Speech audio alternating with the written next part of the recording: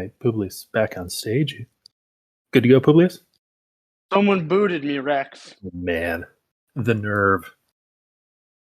Oh, so we've got right now. We just have one question in the chat. Anything you want to kick off with, Publius, before we get into that first question?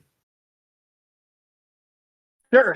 So there was some for the first time. One of these BFPs in the unpause failed, which it opens a lot of questions as to what to do going forward. So the BFP, I'm trying to pull up which number it was, but the one to launch with the Bean 3 curve pool failed by a marginal vote. And so the question now becomes what to do going forward. And in short, the question is, whether there should be another pool that is launched, what pool that should be, what exchange that should be on in terms of a decentralized exchange. The real thing that will be, I think, a crux of the decision going forward that the community needs to make is the functionality to launch with a curve meta pool is the only thing that is currently being audited or has been implemented under the new implementation of Beanstalk. And so there's a lot of options in terms of, in theory, what can be done, but that will have to come at a cost of time. And perhaps that's something that needs to be discussed and debated within the community as to what the right course of action is there. But that kind of becomes an open question for all of us to start to talk about now that vote has concluded. Don't have any real thoughts on the matter at the moment, other than in general think that the Bean ETH pool is likely to be the centerpiece of the system for the foreseeable future. And the question of restarting with the Bean 3 curve pool is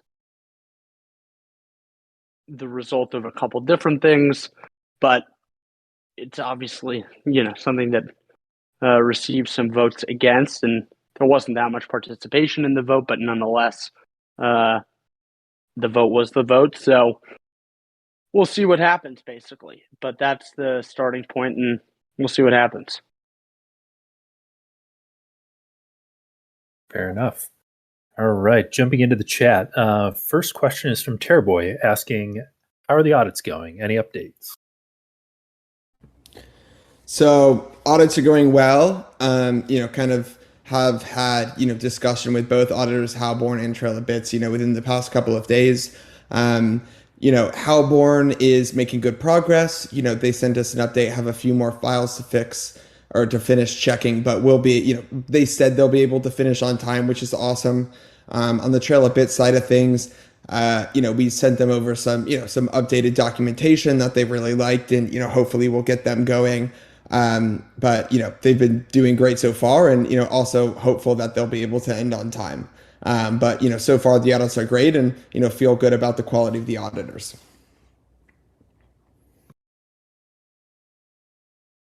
Great to hear. Okay, next in the chat, we've got Nasdaq asking, can we vote again on BFP 75? Seems like a lot of people didn't vote because it seemed like it would go through until the very end.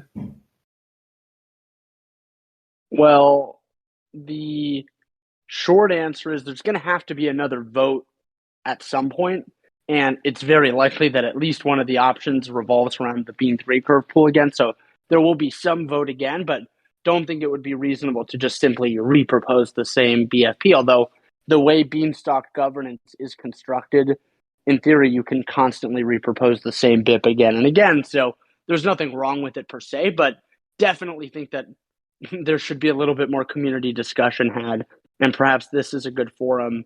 If people want to come up and voice some of their opinions, the people that voted against it, and we can talk about, potentially different options and weigh the costs and benefits, the main cost likely being time. until being able to replant Beanstalk. But that's you can always just re-vote on something that was voted against in terms of any action that needs an affirmative vote for it. You can just vote again and again, but to some extent there should be some more discussion, in our opinion, going forward. All right. So I guess to that end, if anybody wants to come up and talk about BFP 75 or any other items, feel free to raise your hand. I'm not seeing a lot of questions in the chat right now, so kind of leave it open for the moment. If folks can feel free to raise their hand, or see NASDAQ is typing in the chat. Okay, NASDAQ asks, can you give us a pitch as to why you think 3 curve is better than other options for the people that voted no? Well, it's not about better than other options. There's a lot. I mean, there's infinite options you can do in theory. Beanstalk was originally launched with a Bean ETH pool because ETH is the most decentralized, censorship-resistant asset on the Ethereum blockchain. 3 curve is a significant step down from that. However, the concept is that the liquidity prior to the attack was heavily weighted towards Bean 3 curve liquidity as opposed to Bean ETH liquidity. And it's somewhat strange to force the protocol economically back to a Bean ETH pool. And so the thought is really just, for simplicity, we really shouldn't launch with more than one pool. Once you try to relaunch with more than one pool, it's like it becomes a shit show. It's much easier to add other pools immediately after relaunch. And so our intention, and I guess this wasn't, maybe it was or wasn't included in BFP 75, was to propose a Bean or deploy a Bean ETH pool immediately or shortly thereafter, replant, and then propose a BIP to add it to the whitelist, such that the economics of the system can play out. And frankly, think that the more reasonable conversation to have is around whether or not Bean ETH should be more heavily incentivized than Bean 3 curve, whereas prior to the attack, they were treated the same from Beanstalk's perspective, and in terms of seeds per BDV per deposit. So ultimately, we can relaunch with a variety of different options. If the goal is to relaunch with completely audited code in a timely fashion, Bean 3 curve or another curve meta pool will be necessary. We could do like Bean 2 pool, but that's got no liquidity, so it's not really an option, frankly. But there's lots of different things we can do here. From our perspective, Bean ETH really more and more, when you think about it, has to be the centerpiece of the system, or one of the core centerpieces. So it's just a question of whether to relaunch with it or to deploy the pool immediately after launch. And then the more important question is how to price it from Beanstalk's perspective in terms of seeds.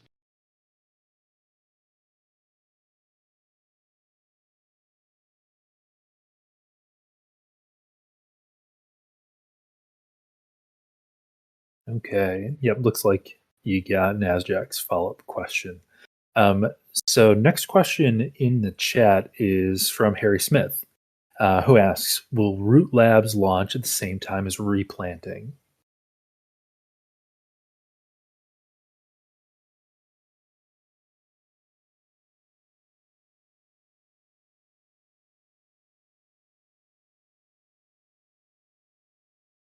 Did you get booted again, Publius? Can you hear me now? Yes, sir.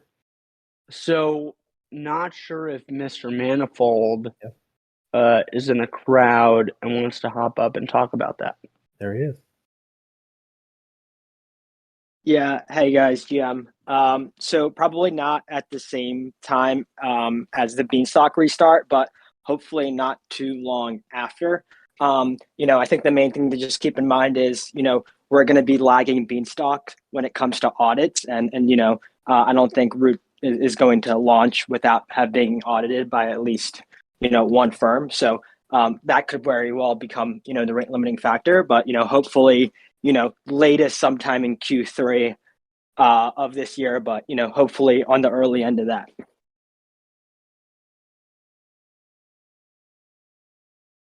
Well, it's almost Q3 already. That sounds pretty soon. Perhaps it's Well, we're talking crypto timelines, right? So yeah, it depends on your perspective, I guess. Fair enough. Sometimes it's hard to realize that Beanstalk is only like 10 months old. Time moves so fast. Jesus.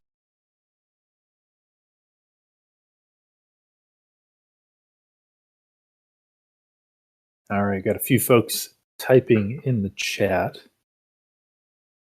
Warthog and Kobe.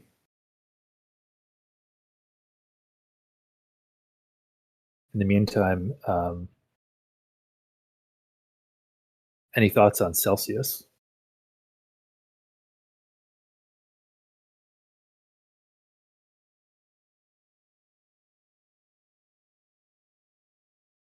Oh man, I think Publius got bumped again. No, I'm still here. Oh, okay. Okay. So next question from my was it is what happens if BIP 20 doesn't pass / reach quorum?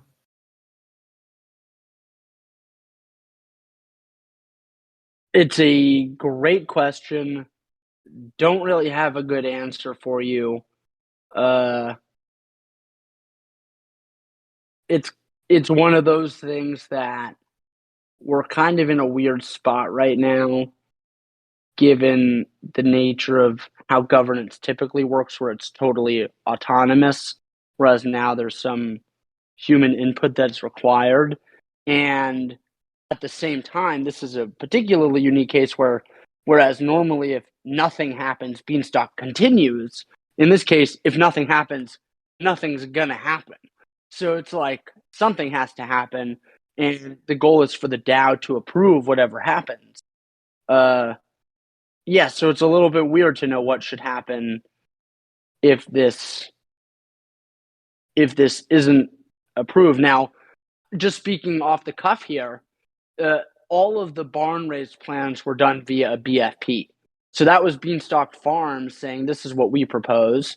And from that perspective, and even the BCM related stuff, all of that has been Beanstalk Farms' proposal. So, I think the spirit of proposing BIP 20 as a BIP as opposed to another BFP is that the goal is to move back to a more resistant to change governance structure sooner rather than later, and contract changes should be voted on by the DAO with a 50% quorum. But at the same time, I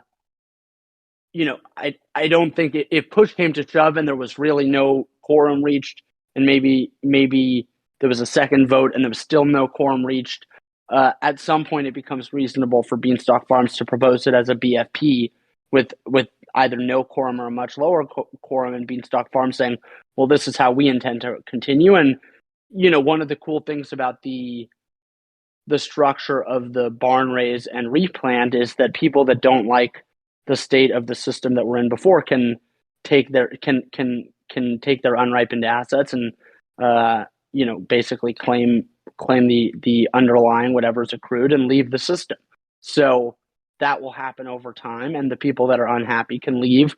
But obviously, yeah, it's a very weird situation. I think, the goal is between now and replant to use BIPs when necessary, but at the same time, if there's never going to be a quorum reached again, that's a big problem. So I think we'll have to evaluate that if that happens. But we'll just use this opportunity.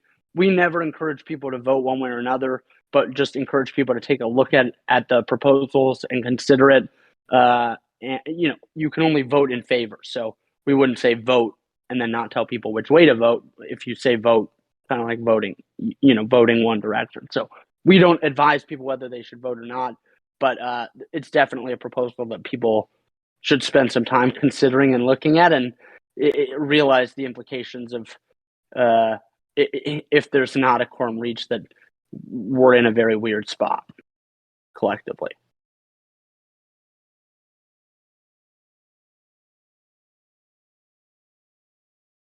Before I go back up to Kobe, so my was-it essentially asked later on, would it delay replanting? Sounds like you've hit that pretty well. Anything else you'd want to add? Well,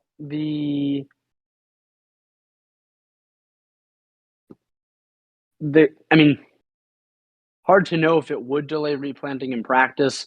The main obstacle to replanting is the audits, but probably in reality, it would probably push things back at least a week or two. The goal is to wait until the 7-day period is done and assume that the vote has passed. Well, actually, thinking out loud here, can you unvote on Snapshot? I don't know if that's true or not. But if you can't, does anyone know if you can unvote or not? Does anyone know? If you know, maybe you can just chime in the chat. Yeah, I believe so. Sounds like Austin and J-Dubs do too. For some reason, I couldn't unvote. So I guess the fact that you can unvote means that the voting system does mirror the same system as before. So from that perspective, yeah, it does make sense to wait the 7 days and basically hope that in 7 days it's approved. If not, there's likely going to be at least a couple-day period between whenever the action that would have been taken upon passing of the BIP versus failure. There's going to be some delay there. So yeah, it would be much better if it passes. Sorry to interrupt, but you're breaking up pretty bad. Hold on, let me switch to a different device. Yep, no problem.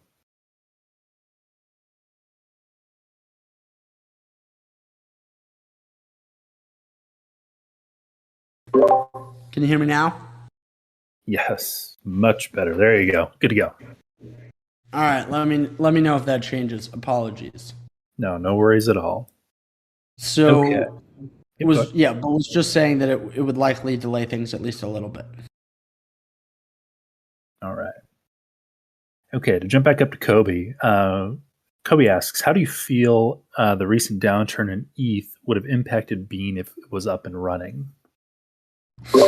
Well, it's impossible to know, and that's one of the tragedies of Beanstalk not being on in this incredibly crazy time. But at the same time, if we look at how Beanstalk performed, particularly once the Bean price was stable during ETH drawdowns, the Bean price was pretty uncorrelated, at least over slightly longer intervals, perhaps over the minute to minute.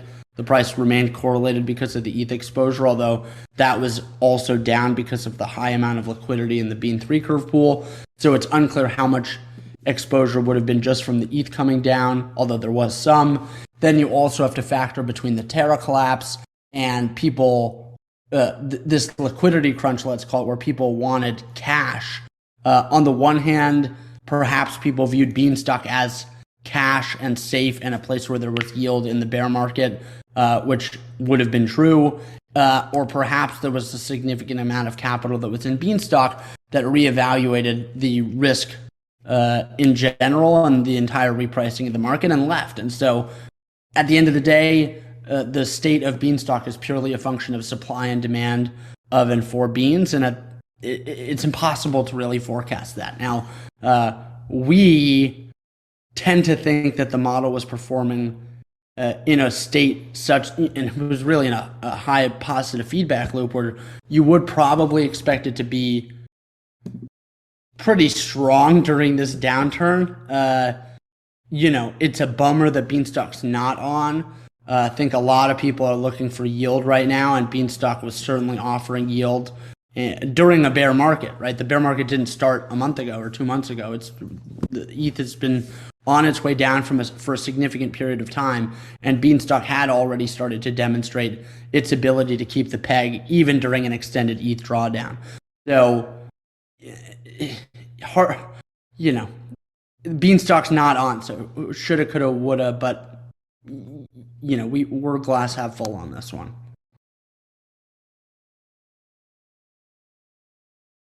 Okay, next in the chat, Warthog asks, if a different LP was decided on that's not a curve pool, how long would it delay replanting? And was it made clear before the vote that a curve pool was required for on-time replanting?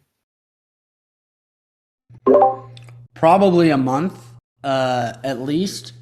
And unclear, frankly, have, other than class and the DAO meetings, have not been super in the weeds on communication, and so it's hard to know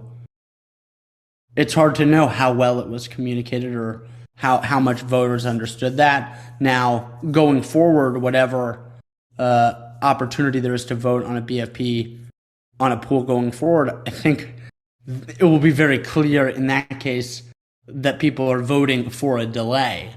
But we can that. Perhaps it was a communication issue.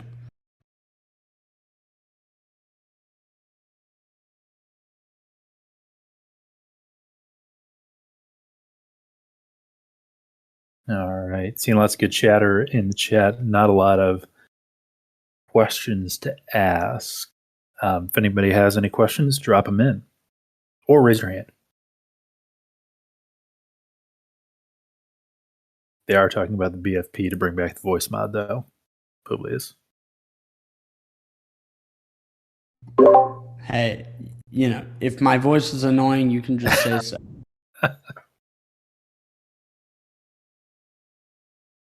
Gotta lay it on us every once in a while for old time's sake.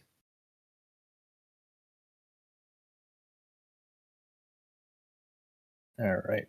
Warthog is typing in the chat.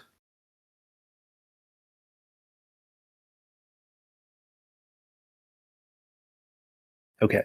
Warthog asks, if we vote for 3 curve for LP initially, could we add additional LPs a month later? Yeah, or less. There could be a BIP to add another pool or another LP token to the whitelist immediately after replant.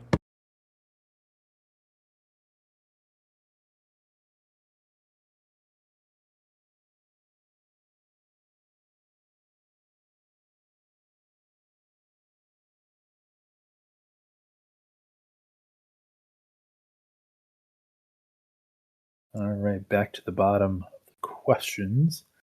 Still good chatter going on in the town hall chat.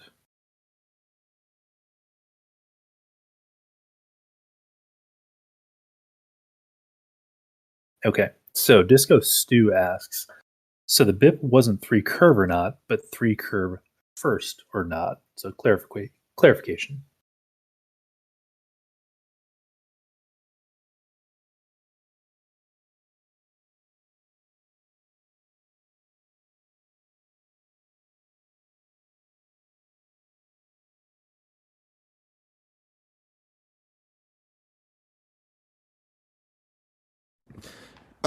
So the BFP is more so for in what form is the funds raised by the fertilizer distributed. We're basically issuing fertilizer in exchange for USDC. We're going to take that USDC, mint beans against it and add some form of liquidity between bean and a non-bean asset.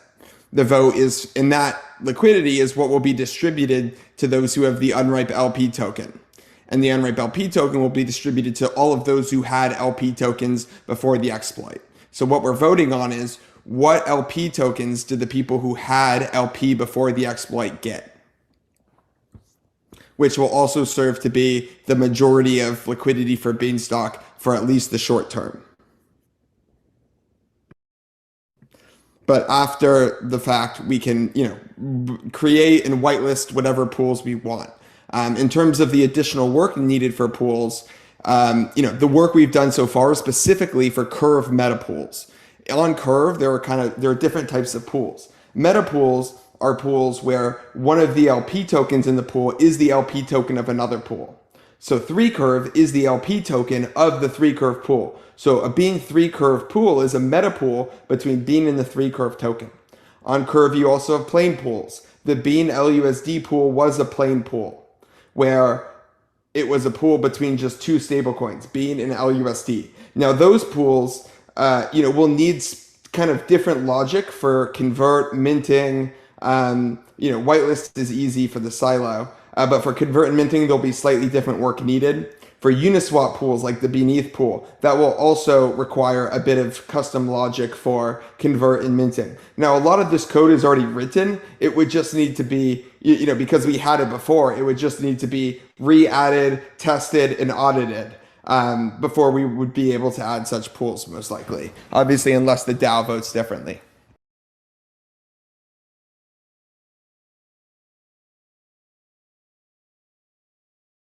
Thank you for the additional color, Publius. All right, back into the chat. So Kobe Bean asks, have you received any feedback about the FRAX call yesterday? Yeah, I don't think they like Beanstalk very much.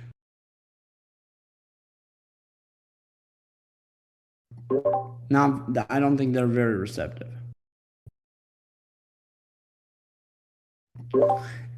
And I would just comment, it's funny, and I understand, Beanstalk's a risky proposition at this point in time, but at the same time, there's really something nice about a FRAX model where the main backing of the governance token, if assuming it was like a FRAX fork, the FXS equivalent was Beanstalk credit.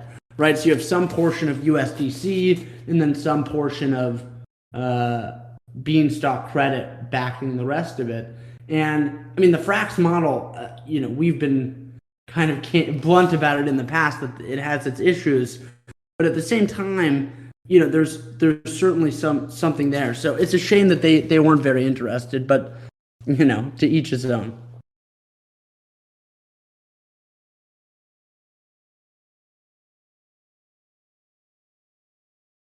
Fair enough.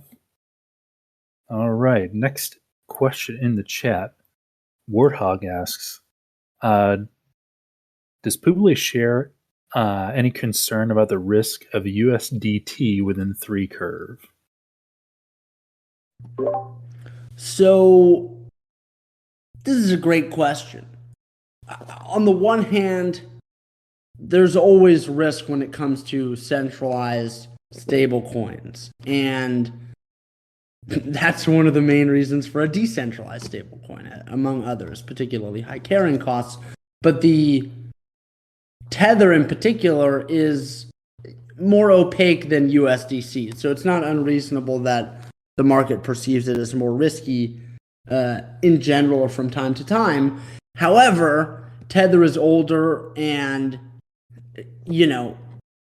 there's endless Tether FUD that runs in cycles, and it's very hard to evaluate how serious it is other than, over time, we would hope that the industry moves towards stablecoins that are more transparent. But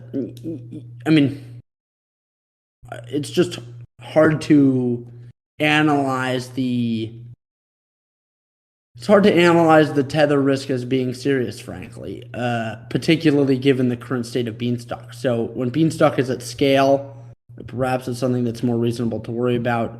Obviously, if Tether went to zero and 3Curve is the only liquidity against Beans, that becomes a major problem for Beanstalk, and the price of Beans would go to zero. So that is a major issue. But yeah, it's just hard to imagine that happening, frankly. Definitely over the next year, let's call it. Maybe that's a horrible take, and they're next, but we don't really view that as a serious concern.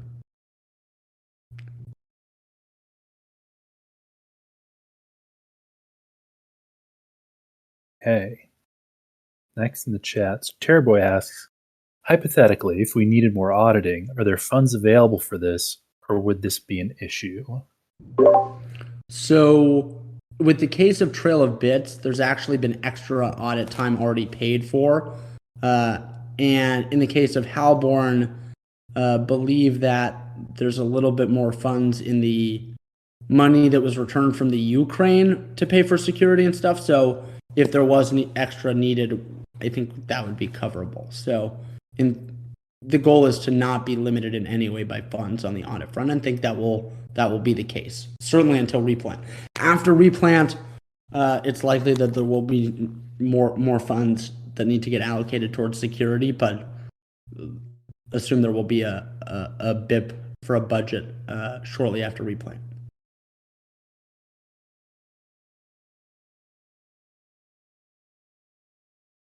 Okay, next, Breen asks, currently we use USDC to find our delta. What are your thoughts on adding additional tokens later and aggregating them to find delta? For instance, using an ETH DAI in addition to ETH USDC. So the problem is, the goal is to have the most reliable oracle possible.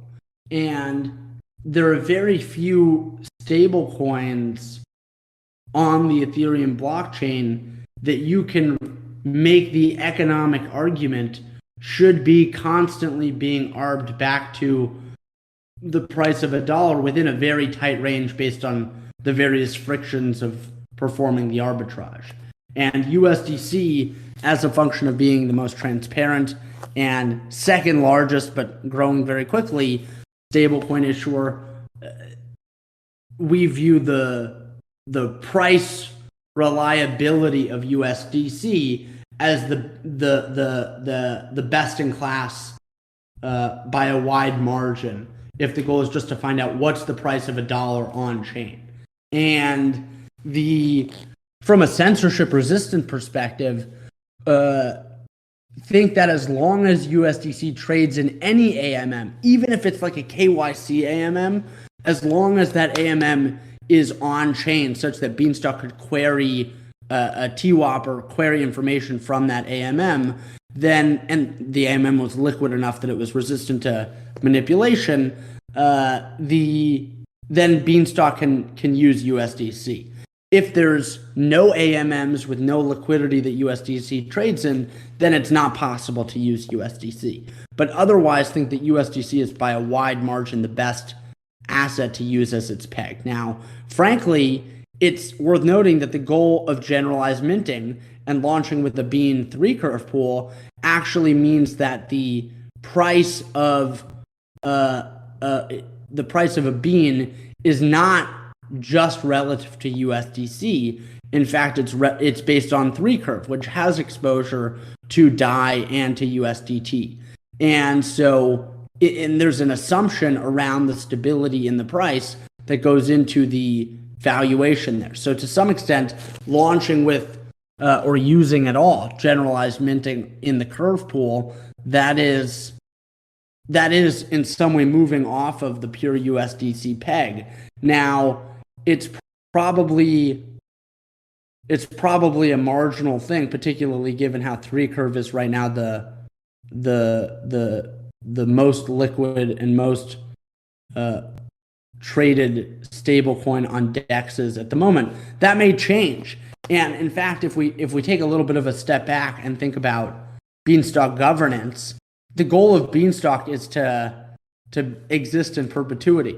And there is this risk of various other stablecoins and other assets collapsing under various instances. There could have been a Bean 4 pool. What happens if Terra collapses and there's a Bean 4 pool that's getting minted off of? Beanstalk and governance needs to be able to move very quickly to prevent problems. And the previous governance structure did have a 24-hour holding period before any changes could be made. And certain things like that perhaps need to be reanalyzed. So there's a lot of things that can be improved to limit the risk associated with individual other currencies that Beanstalk has exposure to. But in the short term, there's nothing wrong with, per se, using DAI or Tether as well as USDC as an oracle for the bean price, or as part of the oracle for the bean price. But at the same time, it is just worth noting that Bean ETH, comparing to the USDC ETH pool, that was how Beanstalk launched, because of the fact that we view USDC as the best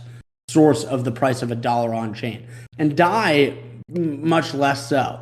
So USDC, then USDT, and then DAI of those three, if you wanted a ranking.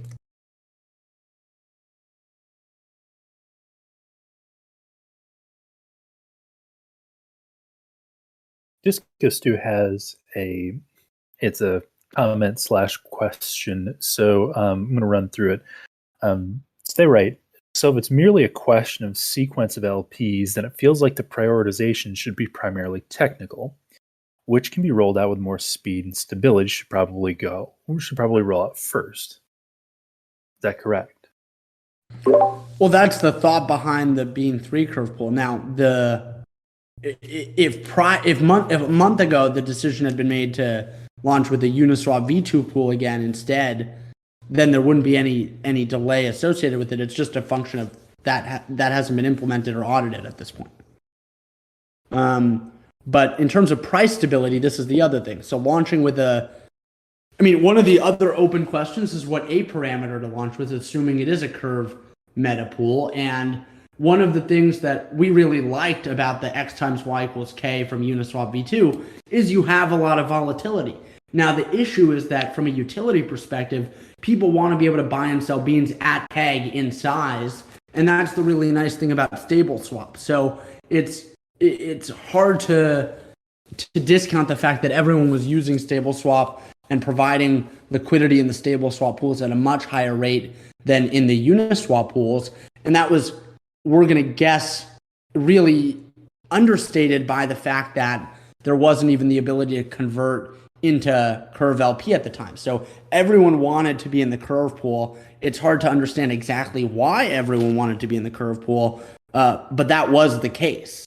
Perhaps it's the impermanent loss, but in general, that's the market pricing things and saying there's demand for the 3 curve pool. So from Beanstalk's perspective, if Beanstalk really overvalues more the Bean ETH pool, which I think is very reasonable for Beanstalk to do, then it probably has to pay a higher premium for the Bean ETH pool LP than it does for Bean 3 curve, which was not the case prior. So this is another axis that the DAO needs to be able to vote on in a way that's not so arbitrary, but does offer some flexibility such that Beanstalk can move exposure from assets that it wants to decrease exposure to as a collective. But this is, it's a very, from a social economics perspective, it's very sophisticated, right? The concept that the DAO can vote to downgrade an asset, and if Beanstalk is really at scale a large player in DeFi, then the downgrading of that asset could be really substantive, right? So that's when, it's a fascinating concept.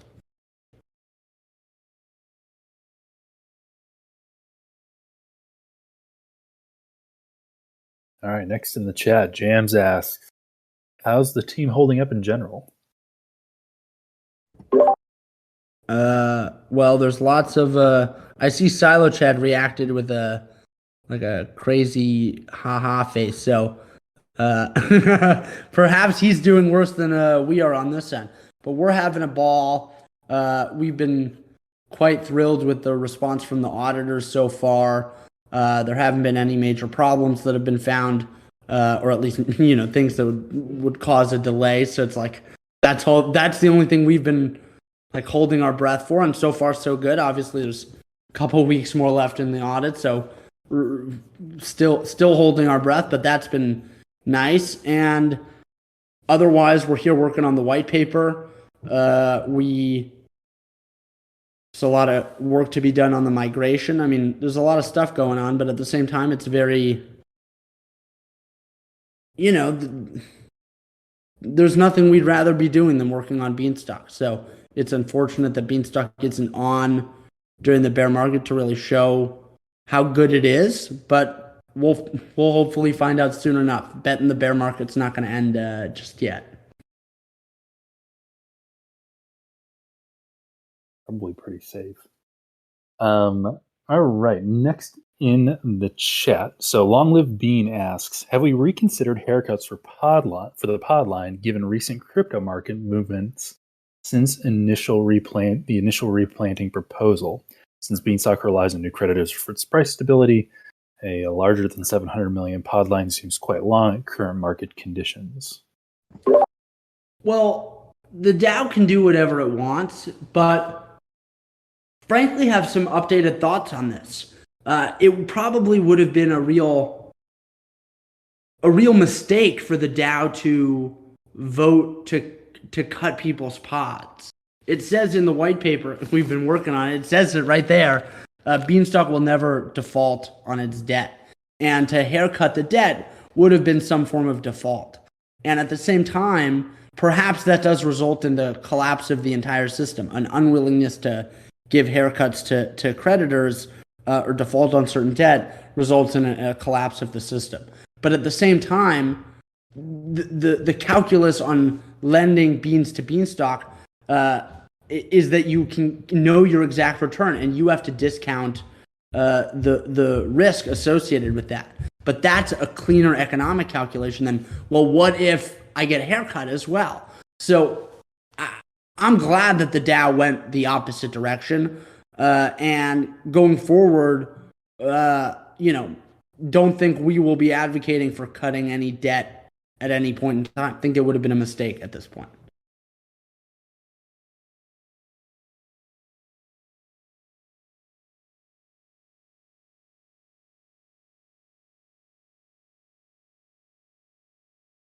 All right, J-Dubs is typing in the chat. Definitely want to invite anybody else to type in or raise their hand and come up on stage.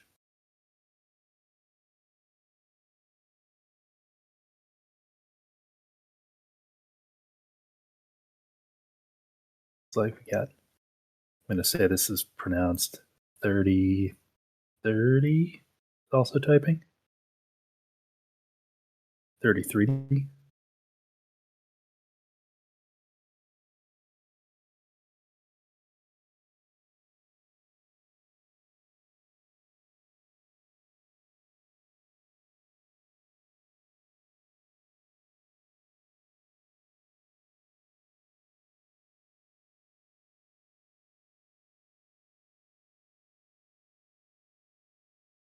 J-Dubs, the anticipation's killing us.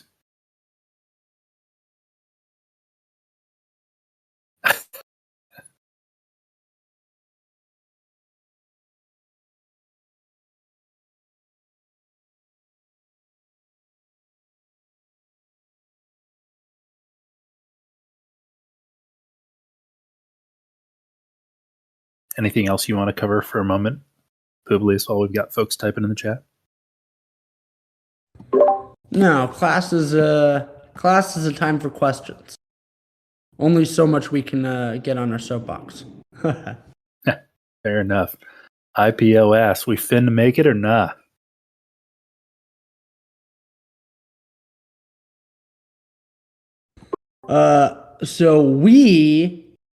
It depends. If you're still buying in and you're not going to haircut your ripening assets and get out quick, betting the over. We're very excited about the relaunch. We'll see what happens. But at the same time, we have a lot of optimism about seeing the model shake out, and frankly think that, again, the strategy of throwing it out to the wolves in such brutal market conditions, that's exciting. So, we'll see what happens. All right, Random Task asks, as we approach the V2 launch, what keeps you up at night? What's your primary concern, and how can we activate the community to support you in that area?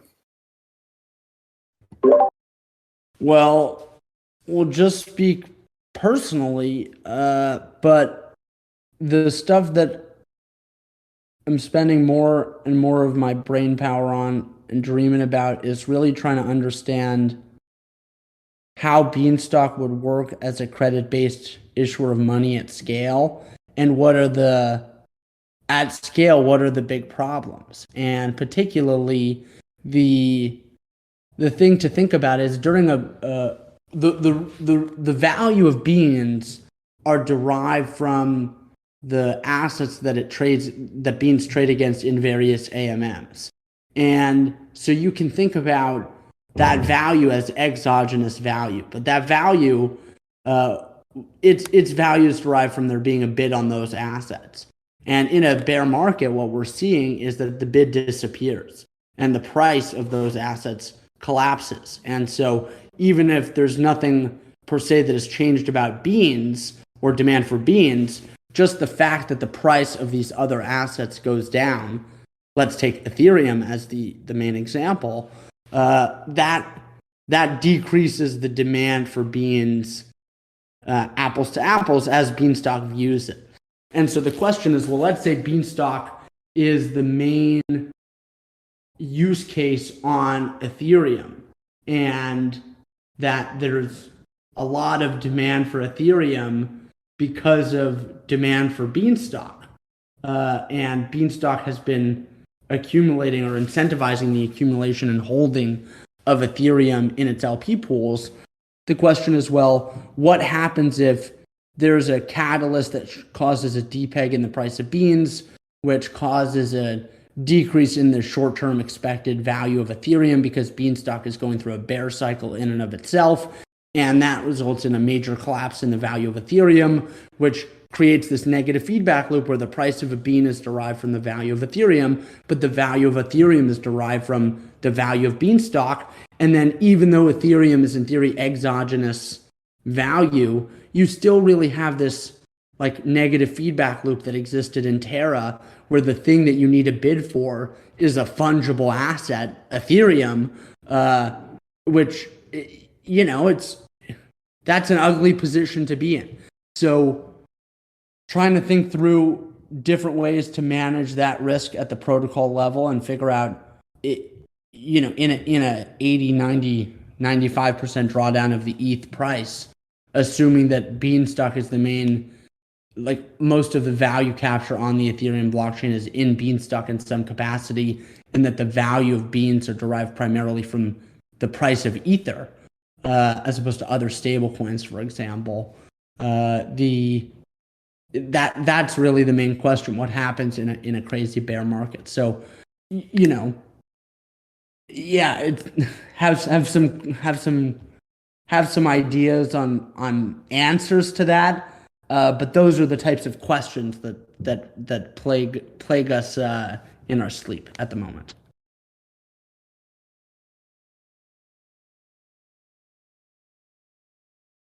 All right, Harry Smith asks, any progress in tracking the exploiter?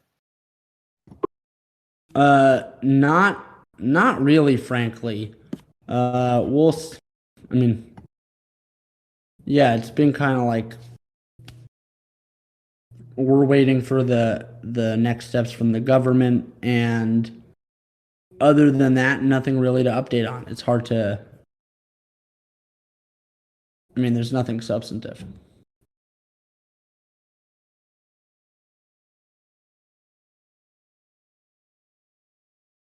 All right. So next in the chat, so we've got 33D and JDubs that kind of talk about two similar ideas. So I'm going to do my best to combine them in a way that makes sense. So really comes down to this idea of revoting on the three curve pool. And so 33D recommends that we do so.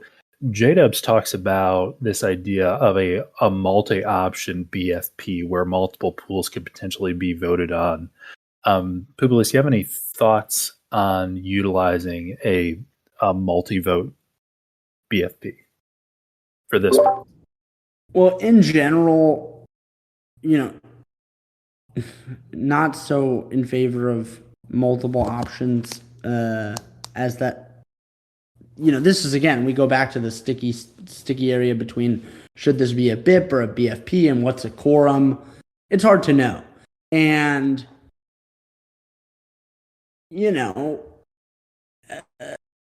there's really no right answer here. So the situation is that Bean 3 curve is the one that will be the fastest as it's currently being audited. In theory, you could do with another Bean meta pool on curve, but other than that, anything would cause a delay. So you can have an option to do Bean 3 curve, do Bean meta pool, or have a delay, or you could just do Bean 3 curve and have a delay, which would probably be the most reasonable. And then if there's a delay, then people can decide what are the other pools to vote on. But it's like, if anything, the vote is whether to delay to do something different.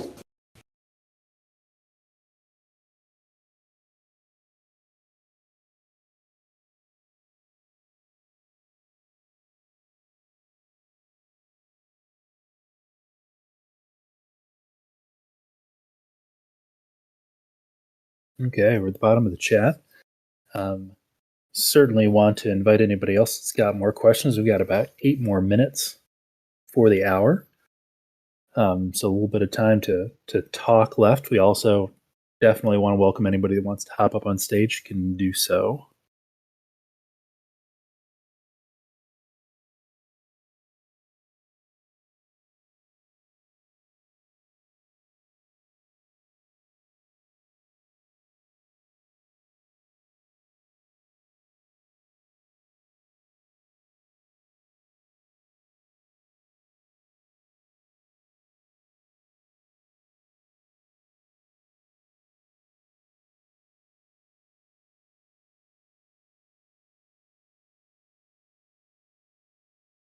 All right, couple folks typing in the chat. Random task asks, question, is there a minimum amount of fertilizer sales needed to get to replant? $1. Or 1 USDC, I guess. Looks like we cleared the bar.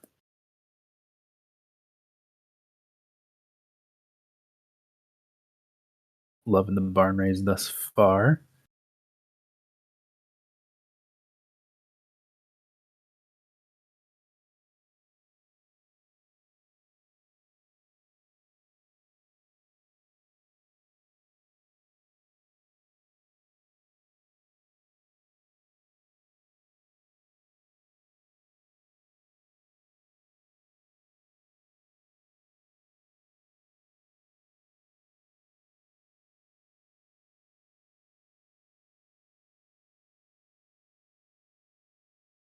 Okay, so random task has a clarification. They say, I'm at like sales minimums overall, seeing about 12% so far. Is there a magic number? No, so apologies for the short answer before, but the concept is if Beanstalk raised no money in the barn raise, it would be the equivalent of basically relaunching, but with all of this prior obligation. So the concept is apples to apples. There is probably a sweet spot. The full 77 million might actually be too aggressive, particularly given current market conditions. But at the same time, you know, the what is it, 9 million already purchased. If it were up to us, you know, if the audits were done, we would just turn it back on right now. So there's no minimum. There's more than enough to restart the protocol. Don't think that will have a substantive effect on the likelihood of a successful. The success of the replant is unlikely to be related to whether it's 10, 20, $30 million that ultimately comes in when it's all said and done. 9,063,535.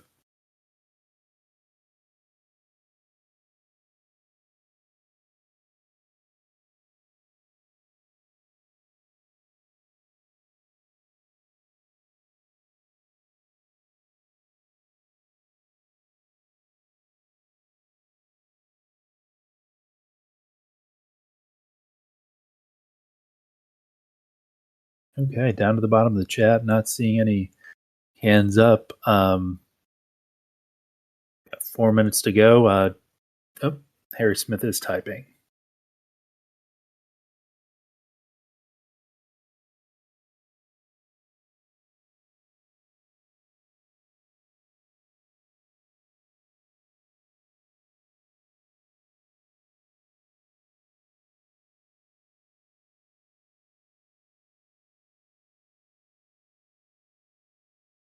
All right. Harry did not have a question. What do you think, Publius? You want to wait out the last 4 minutes or call it a little bit early? Let's spare everyone the let's spare everyone and maybe give awkward everyone silence. Yeah, we'll give everyone 30 more seconds and then call it sure.